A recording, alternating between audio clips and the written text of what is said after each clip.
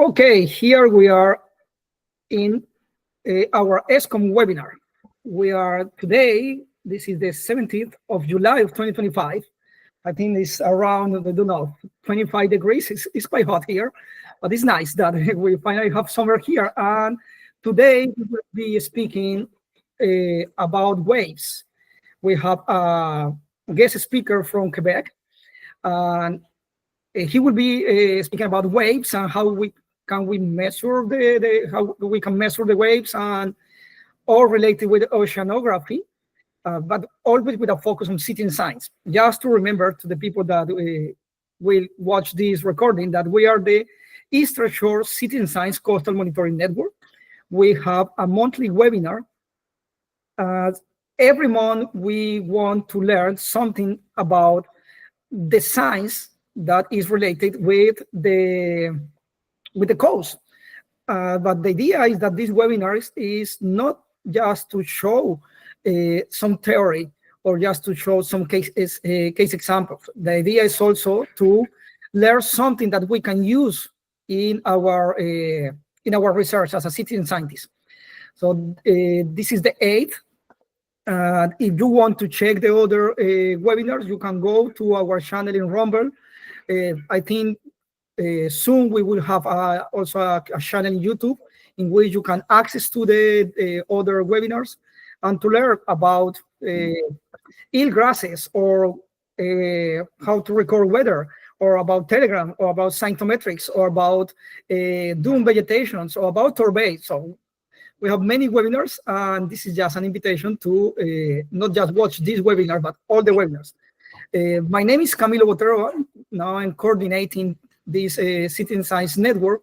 And today I'm very happy because today I have a co-pilot that is Karin, and I'm very happy to share a screen with her today, because this is just an invitation, and I will give a space to Jeremy to start with the presentation. But we want together to invite you. The 23rd and the 24th of August will be the Port Bickerton Art Festival.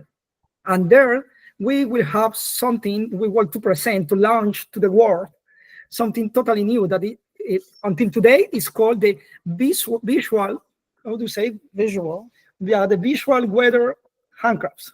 Yeah, something like that. Visual art to understand the quantitative data. So taking quantitative into an artistic form. It started from the weather blankets. Weather blankets. Yeah, we can do scarves. We can do dishcloths. You can make anything, paintings, quilts.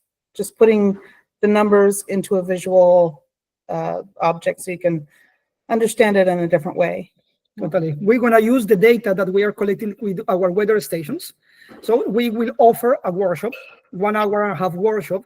You will learn also how to crochet and how to put your data from your weather station. And I'm very happy that here is Leon, because Leon has one of the oldest records of weather. He was on the news just because of that.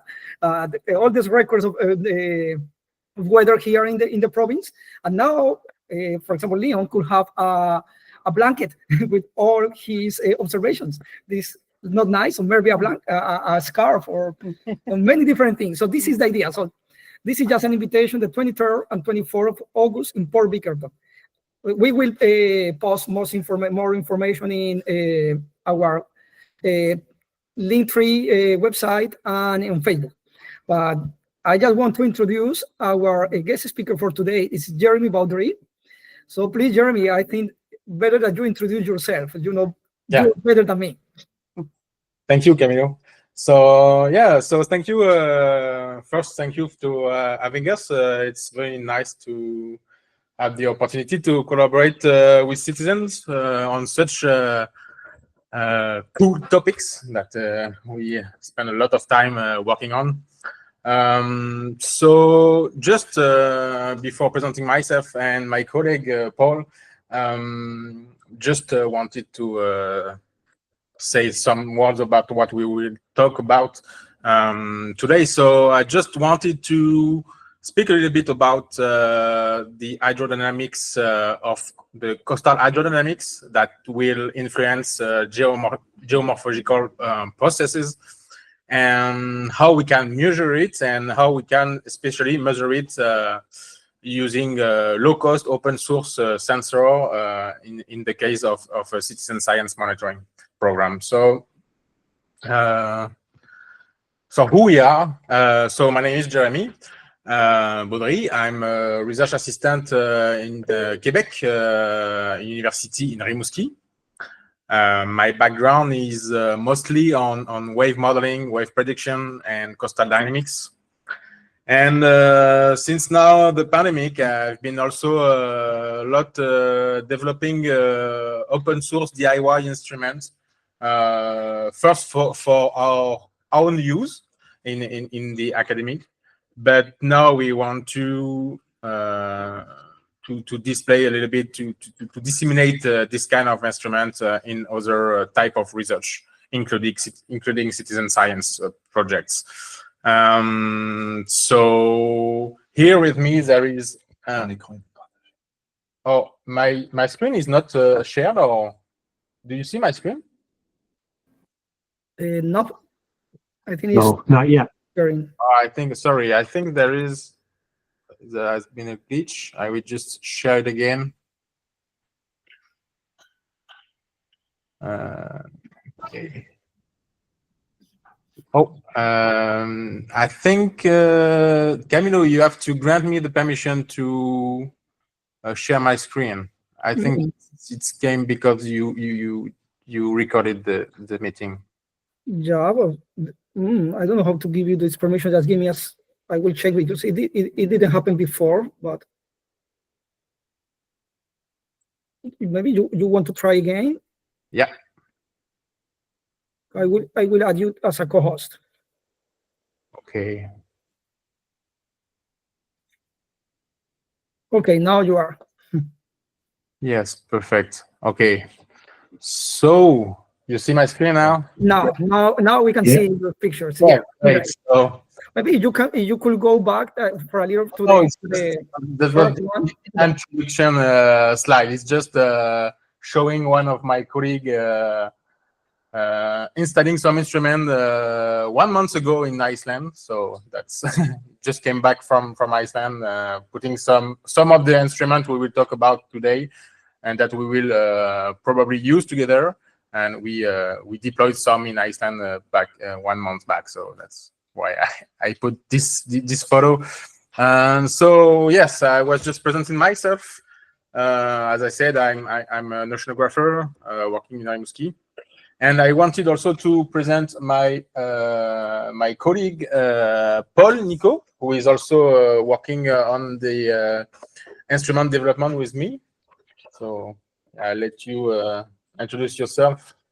Not so much to say, but yeah, we work together since almost 10 years now, and at Rimouski, and I'm mostly I'm a fieldwork coordinator and a data analysis guy. So I love to run on sea ice and go on the field with these guys. Great. I think some glitch here. I think my camera is just frozen, but no. Oh, that's okay. But because you share your screen. Oh, okay, that's funny. Okay, anyway,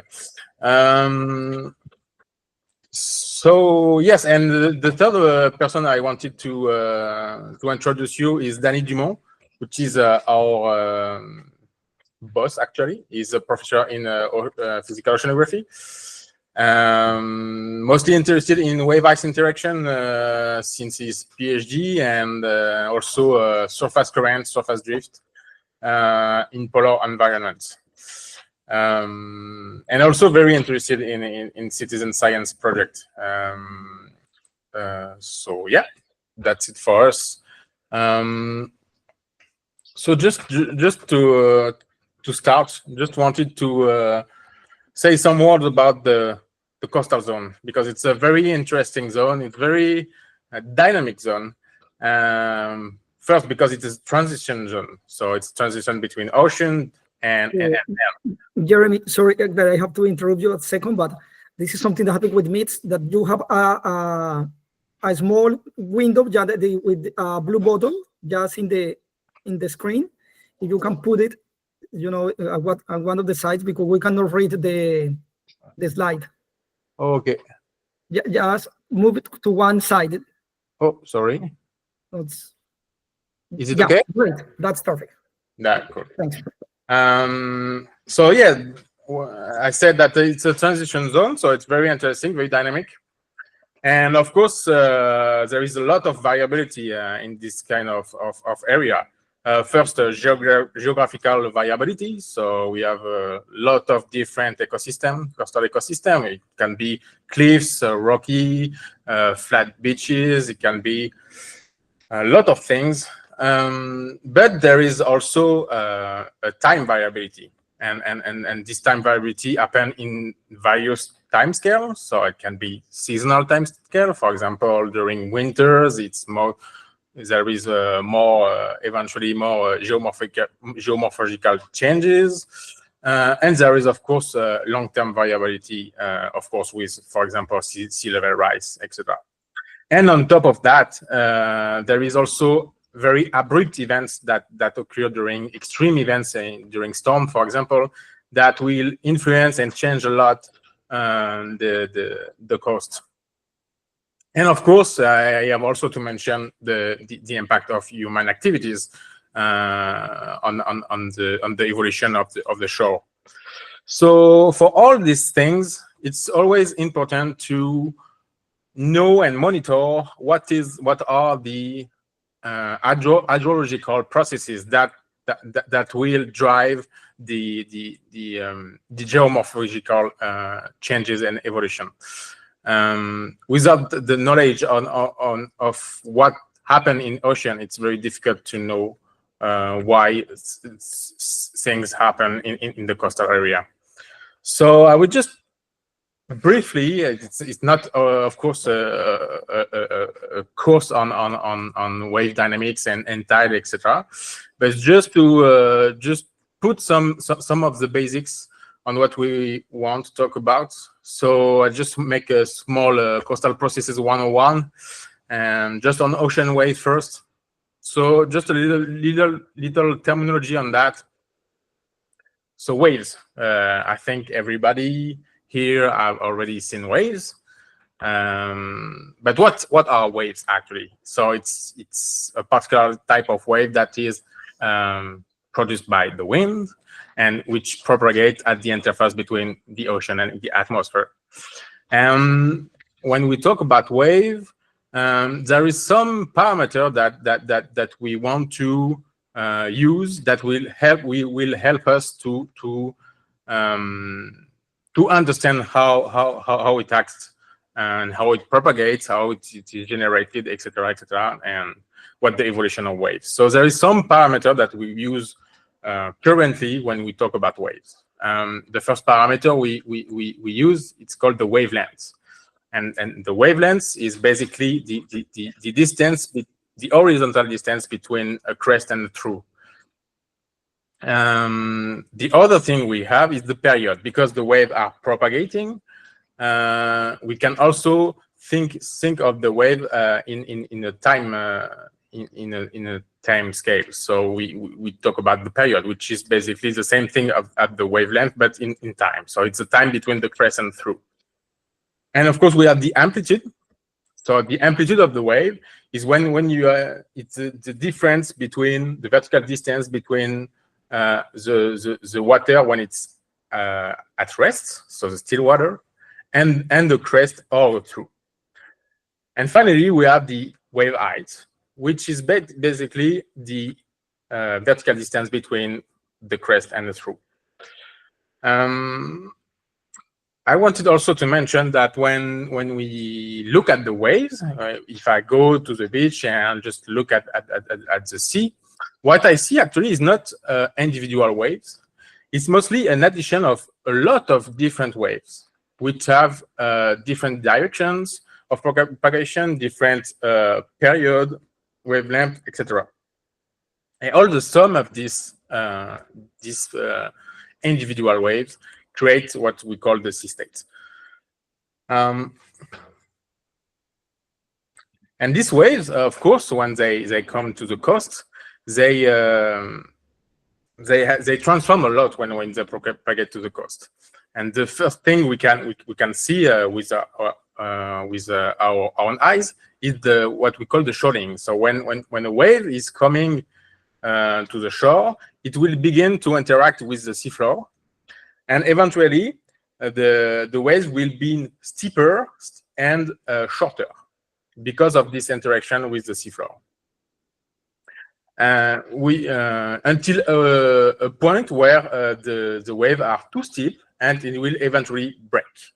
And when a wave breaks, it will dissipate all its energy.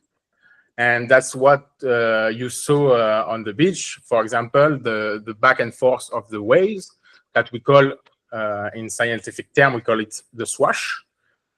And it also causes an extra amount of water at the coast that we call the setup. And there is another scientific term we commonly use when we talk about waves in coastal areas. It's the run-up. And the run-up is basically the maximum onshore elevation reached by the wave. So when the wave come and coming back, and sometimes it reaches the maximum point when you can see where it's dry, for example, the limit where it's when it's dry. This is the run-up. If you have questions on some things, just don't hesitate to stop me and ask your question. Yeah. And so, of course, all this transformation drive a lot of hydrodynamic and geomorphological processes. For example, currents. So when waves dissipate their energy, they create a lot of important currents in the coastal zone. You probably heard already about rip currents. So rip currents mostly happen when waves come normal to the coast, when they come just face to the coast, and it's like a back current that will push sediments, for example, away to the offshore. And there is also it could eventually create also what we call a littoral drift or a longshore drift, which is a current which is longshore, and that will transport the sediments and rearrange the morphology of the beach by transporting the sediments. Okay.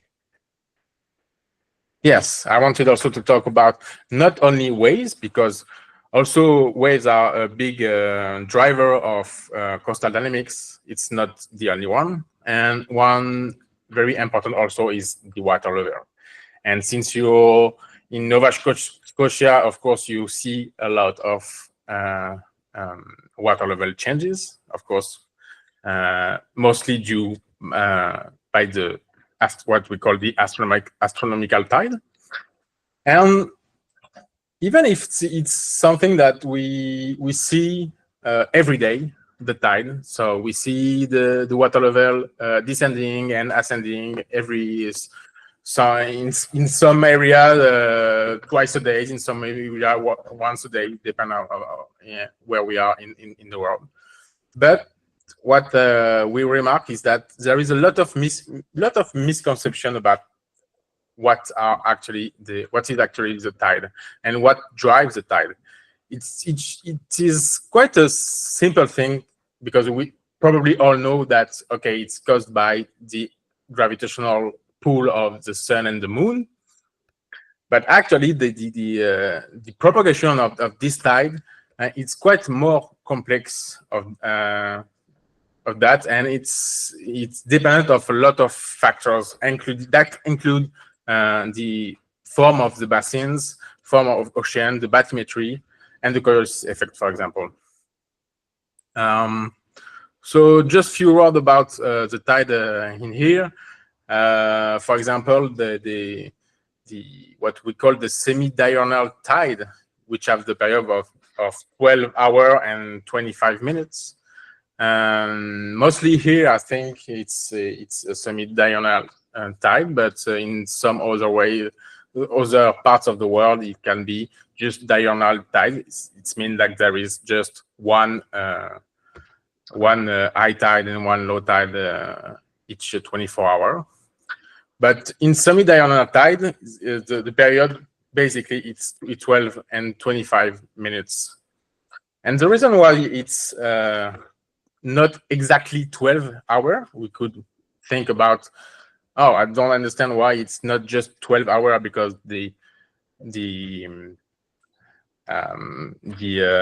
Earth is rotating on herself in 24 hours, so it should be 12 hours. But actually, just a simple thing, I brought with me a globe. Okay, so we just to explain that why there is this 25 minutes delay. So let's say we are I'll try here, for example. No, yeah, it's okay. We are here. Oh yeah, I have to here. Okay, and so let's say this is what? This is an egg, okay, and this is an egg from Mars, but I use it for the moon. Okay, so let's say the moon is here, and so when the moon is close to your location, there will be the high tide, and of course when it's totally at the inverse area, so there will be a high tide here and high tide here, and when the Earth is rotating, you will pass again after 24 hours. You will pass the in face of the moon, but the moon is also rotating around the Earth, and it's rotating in this exactly the same not trajectory, but the same sense of the Earth. So in roughly 30 days. So during 24 hours, actually the moon will also displace. So it take roughly 50 minutes to actually go to the same place. That's why there is this 25 minutes delay, and it's not exactly 12 hours. There is also a thing that we can see. So there is a lot of variability in the tide. Actually, if we want to see the whole variability of the tide, we should take 19 years of measurements to see all the variability of the astronomical tide. But there is a variability monthly. For example, the spring and neap cycle. So spring tide is when there is big amplitude of the tide, and neap tide is like when it's much lower amplitude. And it's because there is some of the pull of the moon and the pull of the sun in the smaller diagram here. Okay, what are those non-tidal processes? So of course we know the tide, but the tide itself is not always totally explaining the difference in water level we can see in the shore. Actually, there is also different processes that will sum with the tide to form the water level we can see. Some of other processes are, for example, the process caused by the storms. So when there is a big storm away, for example, in the Atlantic, and there is the wind pushing the water to the coast, it will build up a little bit the amount of water to the coast, and it will create a much higher water level that compared to what we could explain with just the astronomical tide. This process, we call it the wind setup. And there is also another process which also is explained by the storm. It's what we call the inverse barometer or the inverted barometer. It's pretty simple. It's just because of the atmospheric pressure. So when there is, of course, the atmosphere push on the water. So when there is high pressure, so basically high pressure is when it's sunny, there is high pressure. And so the water level is a little bit lower. But when there is a storm, it's a low pressure atmospheric. And so when there is low pressure, the atmospheric is pushing a little bit less on the water. And so the surface of the water tend to bump a little bit. And so it increases also the water level. So this is a storm impact on the water level, but there is also a lot of different small processes that have more or less impact on the water level we can see on the coast. For example, seiches that are standing waves that arise like in very particular places in harbor, for example. We can also have a seasonal variability when, for example, during spring, we have a river runoff, we can have ice, land ice, snow melt, and there is also a difference in ocean circulation.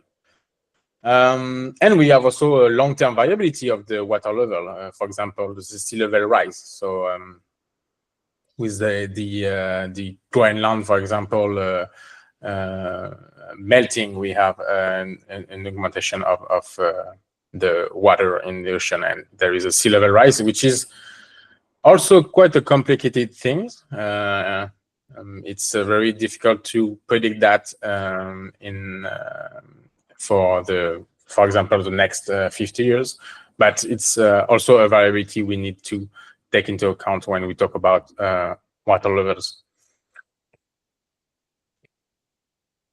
So when we just sum up all the processes that I just talked previously, so the waves, the wind setup because of the storms, the astronomical tide, sometimes all these processes just sum up, and it will create very unusual water level that will cause eventually a lot of damage and very abrupt changes to the coast.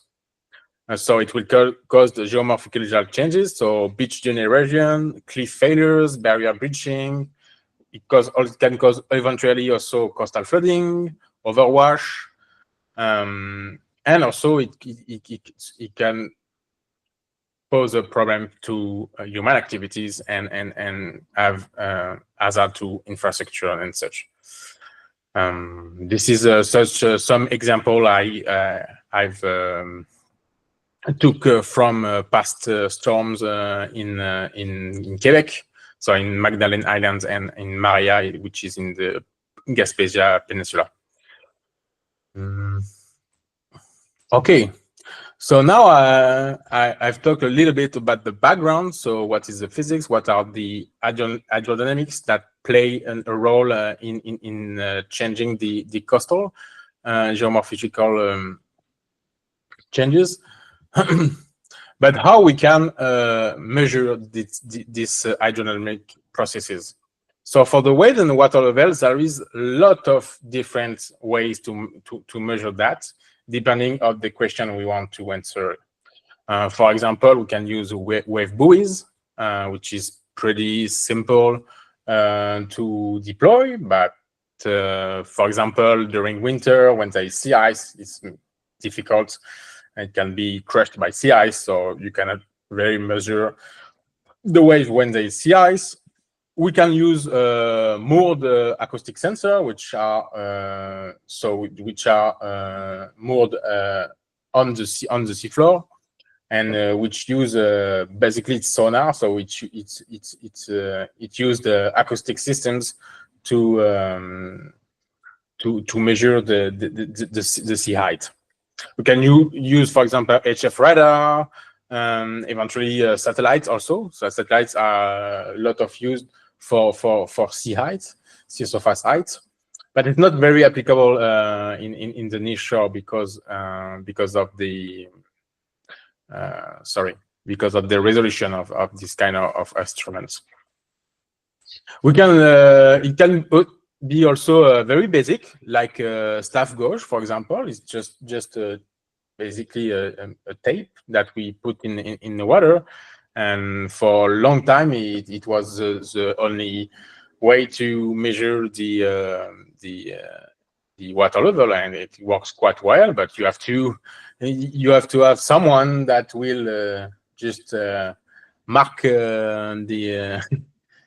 the number every hour, or so. It's quite difficult to have a big time series of this parameter.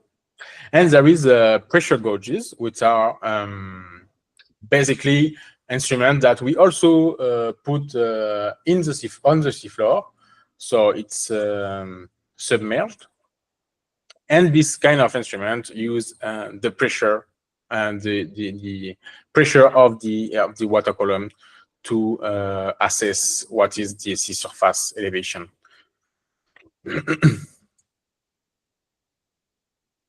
So open source. As I think with this kind of group that you are, I don't have to very explain what is DIY solution, open source, because I think you are maybe already aware about that. But that's a slide from another presentation, and I always want to talk about that, about why we need to be more and more open source for in science, and especially when it comes to monitor things, especially in the context of climate change. And so why using DIY solution? There is a lot of advantages to that.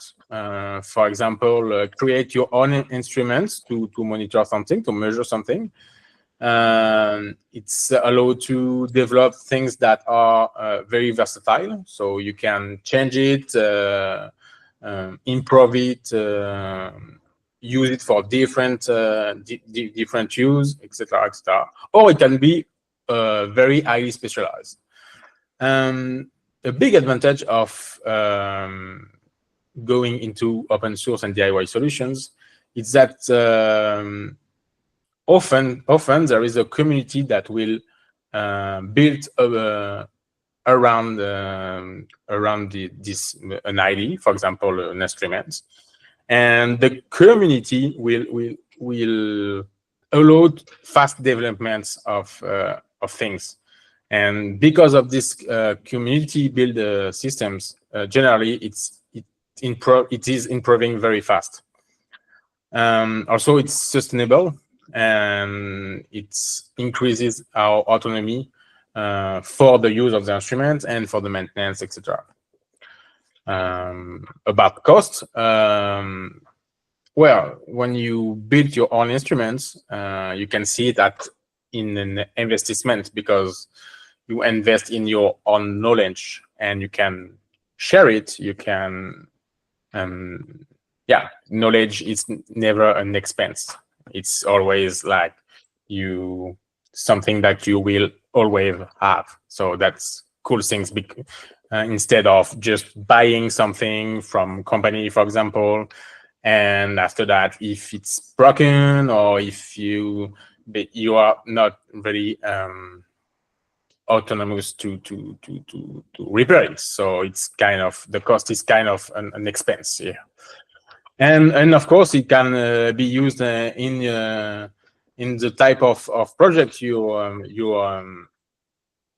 in is like citizen science and crowdsourcing, for example, and also for educational purpose. So if you want to teach how it works to, for example, to measure waves, it's a great way to teach that kind of things. So we come to the instrument that we wanted to show you today. So it's an instrument that we developed together with Paul. So it's been now maybe 4 years. Yeah.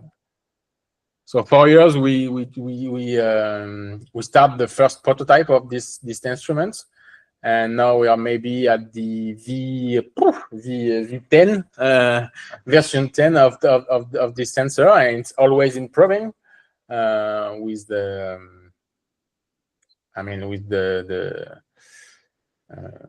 the design and the sensor and yeah. So basically, it's just a pressure sensor and a data logger. That's it. Easy to manufacture on even with a small iron and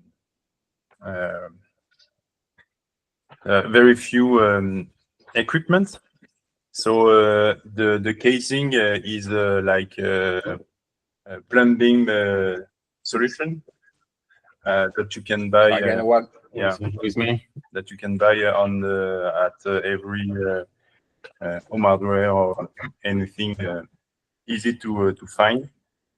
And data logger, it's a cheap solution with a SD card and a small microcontroller that's easy to build and to learn to use it. So that's the way we want to develop this kind of instruments, just to be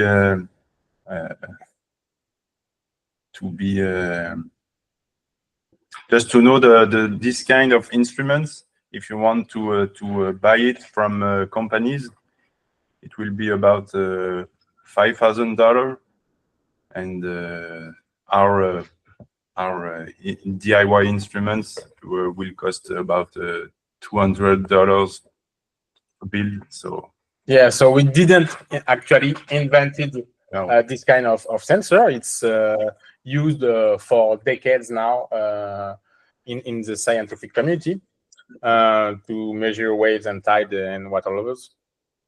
But this is just a cheap and easy to build one. So instead of buying one from a company at $5,000, you can just build this 10 times. So it will be very interesting in a monitoring program, for example. And yeah, as Paul said, it's very versatile. So we build it to be able to be easy improved. So if, for example, you want to measure something very precisely, and you can use it at the basics, and after that improve it to eventually answer to your particular question. So as we already said, I don't know if we already said, but so it used the pressure. So we use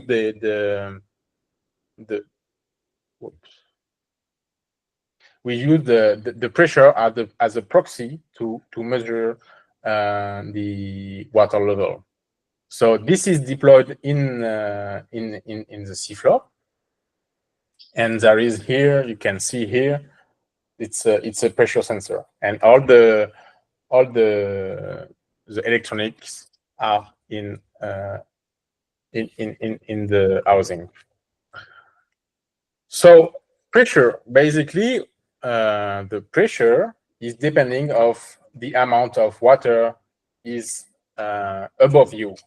For example, when there is high tide, there is like 6 meter, for example, 6 meter height of water above the seafloor. So the measured pressure at the seafloor will increase. So we use the pressure as the proxy to measure the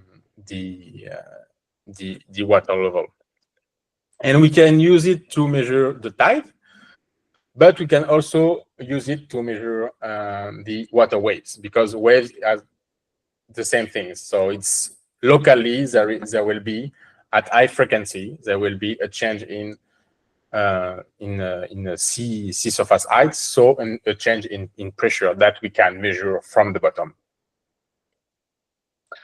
And so I want to talk about how it works. Go for it.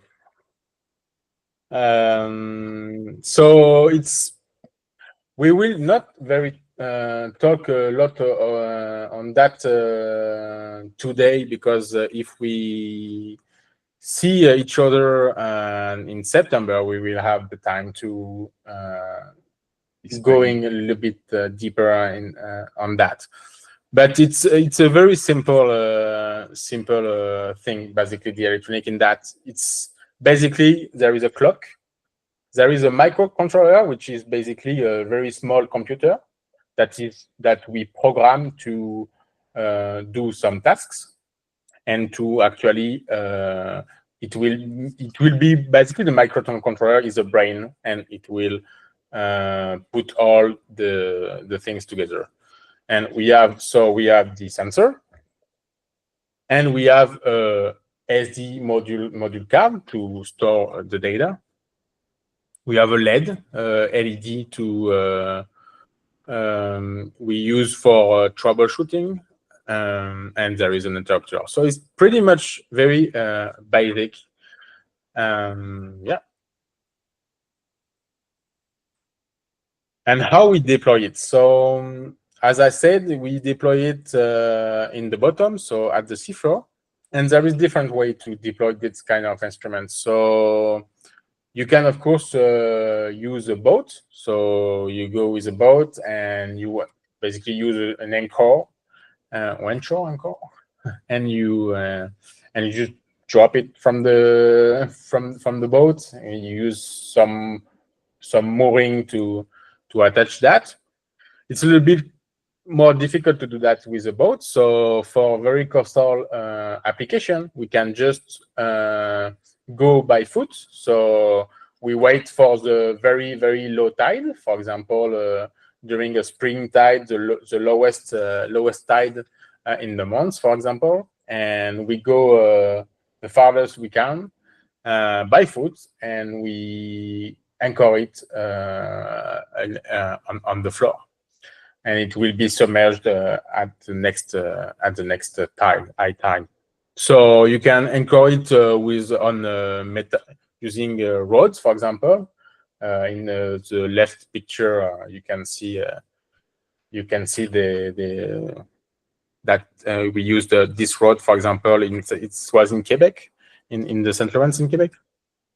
When it's sandy, for example, it's great to use that kind of technique to deploy. And the right photo, it's in Iceland, so a month ago, and we were deployed on a very rocky area. So we used like just metal plates bolted on the rocks. So there is different method to deploy that kind of things, but it should always be deployed like in the near shore. So we don't use it under 10 meter, basically, just because not because it's not tough. It's only because the pressure signal from the waves is decreasing very fast with the depths. So if it's too deep, you will not record a great signal. That's why you use it basically in 10 meter depth. Some advantages and challenges for this kind of projects, for a citizen science project, for example. Well, advantages is that it's relatively cheap compared to the commercial ones. It's quite easy to set up and deploy. It's very, very reliable. We use it in the scientific academic world. It can provide long-term series data compared to visual assessment. So if, for example, if you use visual assessment for the waves, you will probably have maybe 1 hour of recording, and you will not stay on the beach for 10 days, for example. So you will just have a small window of measurements. But with that, you can just put it one time, you let it record 4 months, and you just retrieve it, and you have 6 months of data. For example, each hour you have data.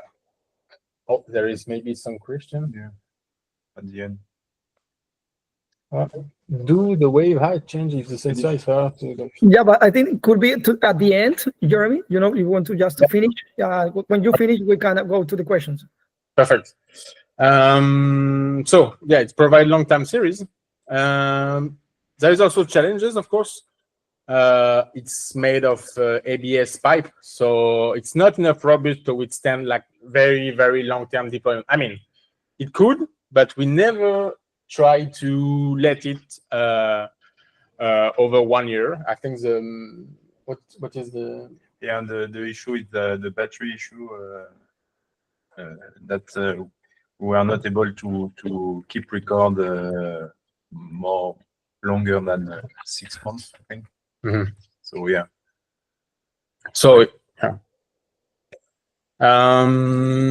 it cannot yet send data in real time. So since it's underwater, for now, we cannot see the data in real time. So if you want to access the data, you will have to retrieve the instruments, open it, take the SD card, and put it in your computer. So that's a drawback. It's not really plug and play if you want to build it. It's very simple. It's a very plug and play if it's already built. For example, this one, it's just you just have to switch on the instrument, put an SD card, and it will work. So it's very simple. But if you plan to build it yourself, it's not really what we call plug and play. So if you want, again, to build this one, it's not very complicated, but it requires some basics of electronics and electronic knowledge, and of course some electronic tools. Paul said just before that just a small iron. You don't need a lot of tools, but you need some tools. And also for the data treatment. So when you retrieve the instrument and you check the SD card, there will be data on it. And the data, basically, it's pressure measurements. And if you want to retrieve the wave height, for example, or the tide level from the pressure, there is a small, some sort of data treatment you have to do.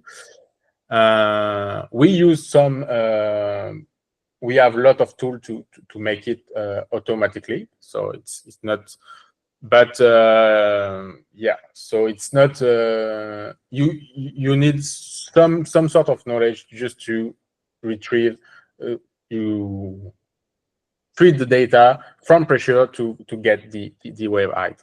But we already have this kind of tool, so it's very easy just to share it with you. That's pretty much it for that. And yeah, just let you our contact if you want to contact us, if you have any questions. And yeah, that's it for this small presentation. Maybe we can answer the question if there is some. Yeah, thank you. No, first, thank you, Jeremy and Paul, for all this information. I'm very excited with this webinar because this is the first webinar that this is just the first step of 3 steps, at least 3 steps collaboration. So the plan, just to inform the people here in the network in ESCOM, is that our plan is we are doing all the arrangement with Jeremy, that Jeremy could be here. Maybe Paul and Danny, they will be here. We don't know exactly when, but around the end of September, the beginning of October, with the plan to deploy some of these low-cost instruments here in our beaches. We are now monitoring around 10 beaches. So the idea is to have at least 2 beaches in the south and 2 beaches in the north, and start doing, and testing the sensors here on the eastern shore.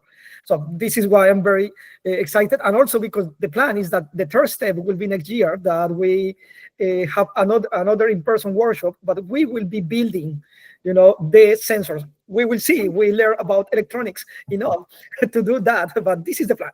But just this is just an opening about the question. So the first question, because I'm with Caroline, it say that it's me, but it's not my question. It's Caroline's question. So I was just wondering if there was a measuring device that does measure the waves and it sends it like through internet or satellite or something, instead of manually collecting. Yeah, so there is, of course, for example, there is some wave buoys that can do that. Basically, all the instruments that are not under the water. When the instrument is under the water, it's very difficult to have communication systems.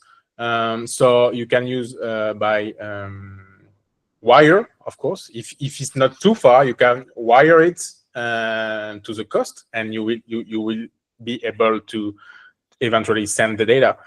But most of the time, when it's underwater, it's very difficult to send data. So if you want to have the data in real time, for example, you will probably prefer to have some things like wave buoy, for example, or wave staff, something that will be not underwater and could be connected to the internet. Okay, thank you. Thank you. Yeah, the next question. I have two questions from my side, but I don't know if Robin, Ron, Leon, Lorraine, you have questions. Just raise your hand or just open the microphone. From my side, I was quite curious about currents, because when you say that the sensor in the pressure, you can, the sensor can feel the hydrostatic pressure and the non-hydrostatic pressure. This not hydrostatic, this dynamic, this movement that is felt by the sensor could be the waves, could be the tides, but could be also currents or not. Yeah. So basically, So when I talk about non-hydrostatic pressure, it's encompassed the dynamic. It's the dynamic pressure. It's the pressure signal caused by particles that are actually moving. But it's the pressure caused by the orbital velocity of the waves. Yeah. So if there is, I never tried to actually use it in a river, for example, when there is a lot of currents. Yeah. Probably it will affect the pressure signal for sure, but not in coastal areas. Yeah, okay. But also, I know that there are many different coastal currents. It's not just one. Also there are many different coastal currents. And just to contextualize a little more, or to complement, the question is that we want to start. I hope that we will start next month with measuring visually currents, just to have some data about the speed and the direction. This is the only thing that we can know about currents using edible devices. So this is the plan. Edible device? Yeah. It's a special device that used to be, it's not really red, not yellow, the more like orange. So you throw the device, and at the end you peel the device and you eat the device. It's called oranges and mandarins. As long as they float. As long as they float, you can use for currents. So this is the plan. But I was mentioned also the currents because I think will be nice to, next year when we have some data with the sensor that we can, compare and try to identify the currents in the data. It's just an idea. So there is actually for currents, for example, if you are interested in currents, there is a lot of pretty simple instruments you can use to measure currents. For example, something that can be made in a DIY sense is, for example, what we call a tilt meter. So a tilt meter is just something that you moor on the seafloor, and it will tilt with the current. Mhm. And the amount of tilting will give you basically the amount of current you have. It's a way that is as relatively easy to do in using like open source electronics and stuff. Yeah, great. Now I have a question. That do exist DIY manual or repository or website of ocean sensors or instruments, or not? That's a very good question, actually. Yeah, that's what we try to develop. And there is a lot of small projects over the world that create instruments, but for now it's not really enough disseminated, and there is not no centralized things that there is a lot of things. But I could of course send you a lot of different projects, because there is a lot, and there is a lot of attempts, but there is not one like site which one repository that englobes all things. But there is different things, of course. In France, for example, there is one website. They have like maybe a dozen of instruments they built. There is in Australia also. So there is, but it's not one. Yeah, but I could share with you for sure. Yeah, great. No, and just if you are interested, this is a conversation, it's a webinar, but also a conversation and an opportunity to have new ideas. We are now working on a wiki website. We will have a wiki with all the different parameters. And if you are interested, maybe we can create, our Canadian repository in this wiki, so you can have access to edit and to include. And you can, if you're interested, you can include information about the different instruments, and we can start including also some results of that how we apply here in Canada these different instruments. Robin, you have your hand right. Yeah, so it's not really related to that. So I don't know if you want to finish your thought, or are you okay? Yeah. Yeah, I was just curious if the sort of the reason that you're creating this is more about creating a sort of a makeshift tool, or are you actually measuring the waves and finding things out from that? And if you are measuring the waves, why do you measure the waves? Like, what are you trying to find out? That's a good question. So, of course, we use it basically on a daily basis in our study, and there is a lot of application. So it could be just monitoring for you, for example, but for research area, for example, I can give you some example of our own research. For example, we are interested in mostly in wave-ice interactions, so how waves propagate in sea ice. So in winter, when there is sea ice and there is big storm, and actually you can see the waves propagating and attenuating in sea ice.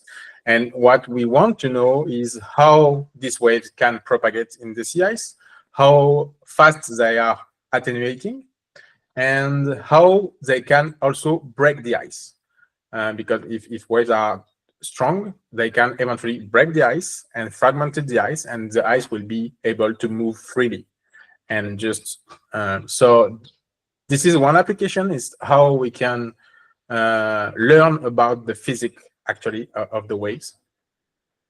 That's one application that we use in our daily research. In our lab, yeah.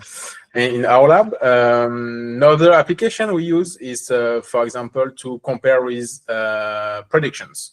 So I used to make models like meteorologic weather predictions, weather forecasts. We used to put in place models to predict wave. So give 2 days a wave forecast, for example. And to set up this kind of model, we need, of course, observations to compare with the model and ensure that this model are good, accurate. So that's another application, and there is a lot of application. So measuring things, it's the basis to understand the physics, to etc. Yeah. Okay, thank you. You know, I will like following the Robin's question that I think it's very interesting. Is first that you and me, we met in this big program that we are part, that is the Transforming Climate Action. You know, so the first part of the question is that, do you have plans to do, you know, to deploy in the next years something, you know, these sensors in some specific places with the TCA? This is the first part, and the second part is, do you have examples now with citizen scientists, you know, using the devices, or not yet, or do you have the plan to do that? They're in Quebec mainly, or in the Arctic. Yeah. So actually, there is a lot of places where these instruments are already deployed and used in different projects. So, for example, in the Arctic, in Inuit community called Grisfjord, and also Kugluktuk and Cambridge Bay. So it's different Inuit community that some of our colleagues are also studying coastal geomorphology and coastal evolution in phase 2 climate change and the decline of Arctic sea ice, for example. That is a big threat for some of Inuit communities, coastal Inuit communities. So there is some of these instruments that are already deployed there for that kind of project. There is a different project also in Quebec. I think Danny told me about they deployed it in the Mi'kmaq community in Quebec called Lestigouche. They try to, I'm not sure exactly. I don't know what they are doing with it. Yeah, I'm not sure about. I think Danny left 2 sensors 2 weeks ago to the community, and they will deploy it soon. So we'll see. Yeah. So first it was mostly for the academic community. So for us, actually, because I mean, we wanted to deploy a lot of these instruments, and when we buy it, it's very difficult to have 50,000 grants for a deploy sensor. So it's cheapest, and so we can build more and just put more instruments. So simply that. But yeah, now we really want to, of course, during TCA and beyond TCA, we want to increase the dissemination of this kind of, actually not necessarily these instruments. The idea is just to talk a little bit about this way of doing things. So it could be other things, it could be to measure other things. The goal is just to connect with people and talk about, oh, actually we can build it by ourselves. We can. We are not necessarily dependent of big companies to have instruments to measure and to monitor our environments. So that's pretty much the message behind that. Yeah. No, thank you very much. I had another question, but this is more technical. Okay, now Ron, you have your hand raised. Yeah, I'll just ask a question. It's linked to all of these latest discussions. And that is, I assume that other agencies, government agencies, are measuring all these waves with wave buoys and things. I don't know if it's Environment Canada or DFO. Mhm. And those aren't at this micro scale. Generally, they're macro scale, or they're more spread out, and they use probably fitting finite element models or something to fit them. So they're not very precise on a localized scale. So is it common to use eventually, if people want to use these kind of local measurements on a coast, whether it's what Camilo's doing or what you're doing, to try to reconcile it with the bigger models, the Mhm. wave models or things? Do you integrate them or you just use them separately? It could be actually. It would be very nice, like kind of crowdsourcing. I mean, like to use all the data people gathered, put all this together, and just not necessarily to validate model, but it is a very great occasion to increase the amount of data we have to answer a particular question. So yeah, of course, it could be interesting for us. I mean, if you plan to put this kind of instruments in your cost, for us, it could be also interesting because we can see some things that there is not in Quebec, for example, and we could see something that oh, that's cool, we never saw that before. So of course, more and more there is observation of things. It could be very interesting for the science and the academic science, of course. Yeah. Okay, thank you. Yeah, no, I think it's very interesting, this potential, because this is exactly what we want. And I think Ron just pointing out in our main advantage, that I would say in citizen science, that the idea that we will be more than crowdsourcing, the idea is not that we are giving information to someone, it's that we are collecting the information and collaborating and be citizen scientists. Maybe not academic scientists, but that we have the opportunity to learn and to do some analysis that benefit ourselves. So I think this, in some point, will be our goal, to start having this collaboration with the big organizations, that they will be interested in our data. So this is why we want to start this year with these 4 sensors here. So we will be the test for you, the pilot, and we are very happy to be pilot of anyone that wants to do something with us related with the cost. So thank you very much. Just because we have more than an hour, but I would like to give the last 3-5 minutes to Robin, that she has a message to give to us. And the idea to that will be in the recording is that even there is not everyone here in ESCOM connected now, we are more than 40 members.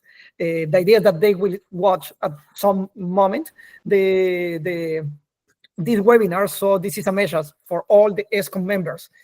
So Robin, the floor is yours. Okay, great. Thank you for letting me come, Dr. Patero. I reached out to him the other day about my research project.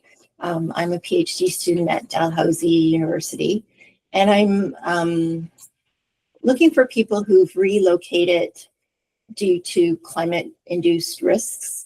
So the wave lecture fits in well because storm surge is sort of a problem now. So flooding,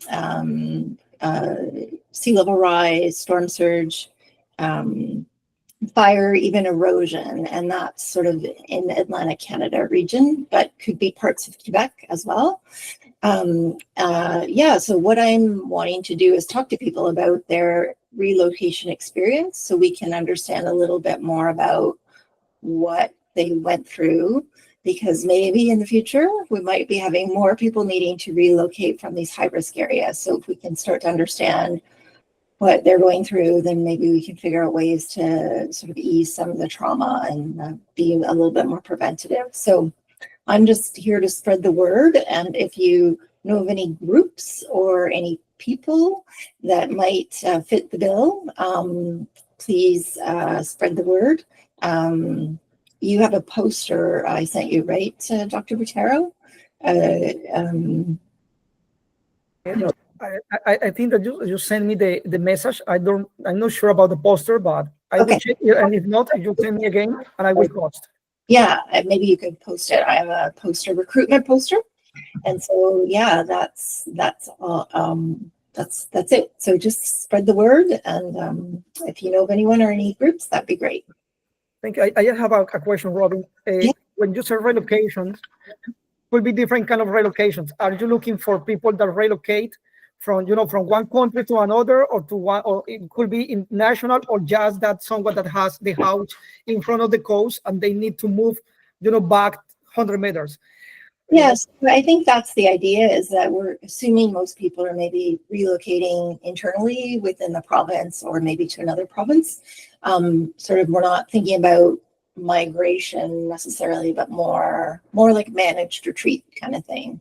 But we are open to talking to people who are even thinking about relocating, or are renting and have to move because the house, so we're open to talking to lots of people. But yeah, I think probably, I'm thinking in the Atlantic Canada region, people aren't necessarily moving to another country as much, but.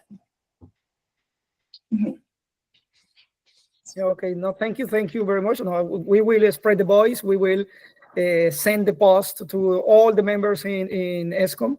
So hopefully, we know that will be around fall. That winter that you will. Yeah. We'll be interviewing people up until the winter, so we have a bit of a time frame, a few months, several months. Yeah, sure. Perfect. No, so thank you, Robin, for the invitation, and thank you everyone for staying here. Thank you again, Jeremy and Paul, for all this knowledge. I'm just impatient to have you here, going to the beach and install the first sensors. I just cannot wait, but I know that I have to wait. So I will just be watching again the webinar each time that I will be anxious. So thank you very much. Thank you to having us. Thank you. Okay, and see you in the next webinar in August. Bye. Thank you.